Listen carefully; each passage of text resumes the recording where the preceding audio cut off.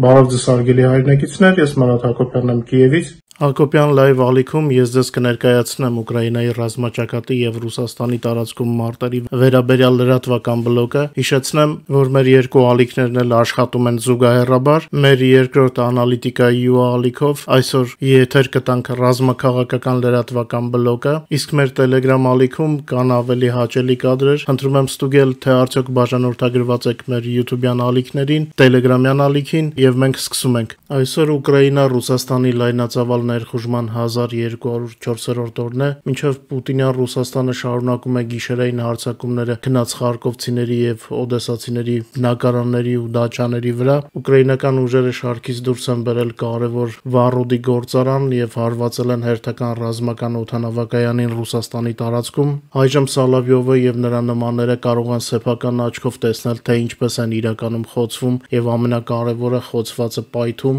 ոչնչացված ռազմական օբյեկտների տարածքում։ Միևնույն ժամանակ Ուկրաինայի անվտանգության ծառայությունը ՍԲՈ-ն պատրաստվում է նոր անակնկալներ թշնամու համար, ոչ պակաս ցավոտ, քան սարդոստային գործողությունները։ Մեջբերեմ ՍԲΟ-ն հարվածել է եւ կշարունակի հարվածել թշնամուն անգամ այնտեղ, որտեղ ոսոխը իրեն ապահով է զգում, հայտարարել է ՍԲՕ-ի ղեկավար Վասիլի Մալյուկը, մեկնաբանելով սարդոստային հատուկ գործողության նոր տեսանյութը, որը մեր բաժանորդները կարող են դիտել մեր Telegram-յան ալիքում։ Մեջբերեմ մենք աշխատում ենք, որպեսզի նորից զարմացնենք թշնամուն, նոր անակնկալներով, ասել է գեներալը։ Այսօր արդեն ասվեց, որ սարդոստային հատուկ գործողության ընթացքում օգտագործվել են ԱԹՍ-ներ, որոնք նախագծվել եւ պատրաստվել են Ուկրաինայի անվտանգության ծառայության ՍԲՕ-ի ինժեներների կողմից։ Իդեպ ուկրաինական գրոն բալիստիկ հրթիռները նույնպես դարձել են լուրջ պատճառ ռուսական զինվորականների անքուն գիշերների համար։ Defense Express ռազմական վերլուծական կենտրոնի տվյալներով Ուկրաինան փորձարկում է իր բալիստիկ հրթիռները իրական մարտական պայմաններում, դա հաստատվում է թշնամու օբյեկտների վրա հասցված հաջող հարվածներով։ Օրերս լուր հայտնվեց մայիսին արված հաջող փորձարկման մասին, մենք ձեզ ներկայացրեցինք դա։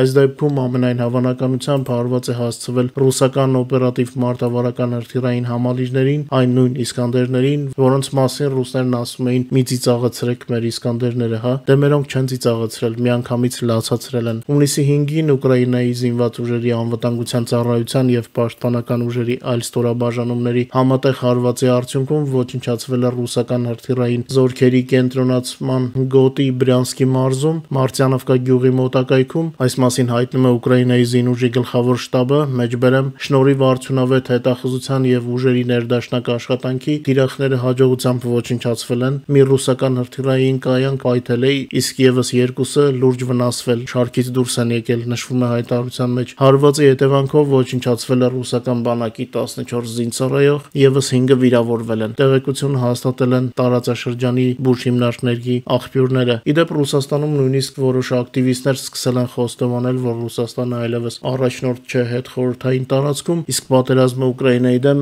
դարձել է իսկական աղետ Կրեմլի համար։ Ված չի, լայնածավալ պատերազմի 4-րդ տարում ռուսների գլխում սկսել են կարևոր մտքեր ծագել։ Ռուսական բանակի կողմից անցած գիշեր Խարկովի, Օդեսայի, Զապորոժիայի եւ Սումիի մարզերի վրա հասցված հարվածների հետևանքով կան զոհեր, տասնյակ վիրավորներ եւ վնասված քաղաքացիական ենթակառուցվածքներ։ Խարկովում բնակելի շենքերի վրա ռուսական դաժան հրետակոծությունից հետո զոհվածների թիվը հասել է 3-ի, վիրավորվել է 60-ից ավել մարդ, պարզապես խաղաղ բնակիչներ, ովքեր տունը քնած էին գիշերը։ Հարվածից հետո խոշոր հրդեհ է բռնկվել 3 5-հարկանի շենքերում։ Թշնամին նաեւ հարձակվել է Օդեսայի վրա, հարվածի հետևանքով ավերվել եւ վնասվել են ամառանոցներ, օժանդակ շինություններ, մեքենաներ եւ քաղաքացիական ջրային փոխադրամիջոցներ, խոսքը կացեռների եւ նավակների մասին է։ Տեղում հրդեհներ են բռնկվել, փրկարարներին հաջողվել է մարել հրդեհները։ Գիշերը Ուկրաինայի զինված ուժերը իրենց հերթին հարվածել են Ռուսաստանի ռազմարտունաբերական համալիրի օբյեկտներին Ռուսաստանի տարբեր մարզերում եւ օկուպացված տարածքներում։ Հունիսի 11-ի գիշերը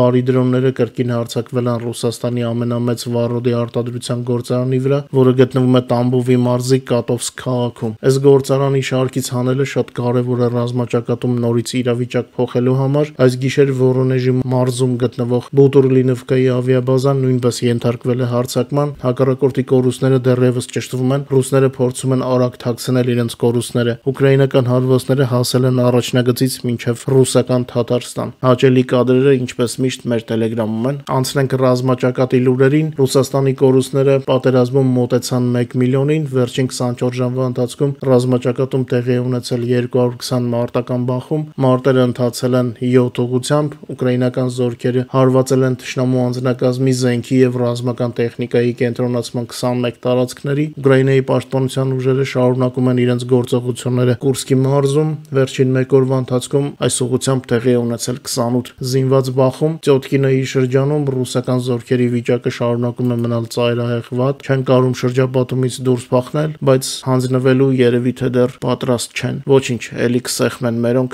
Վերջին 24 ժամվա ընթացքում ռուսները Ուկրաինայի դեմ մարտերում կորցրել են 1120 զինվոր։ Ուկրաինայի զինված ուժերը նաև ոչնչացրել են թշնամու 431 միավոր տեխնիկա եւ սպառազինություն։ 2022 թվականի փետրվարի 24-ից մինչև այսօր թշնամու ընդհանուր մարտական կորուստները Ուկրաինայի գենշտաբի փաստաթղթավորված տվյալներով կազմել են 999.200 զավթիչ։ Դե մնացած 800 հոգին մինչև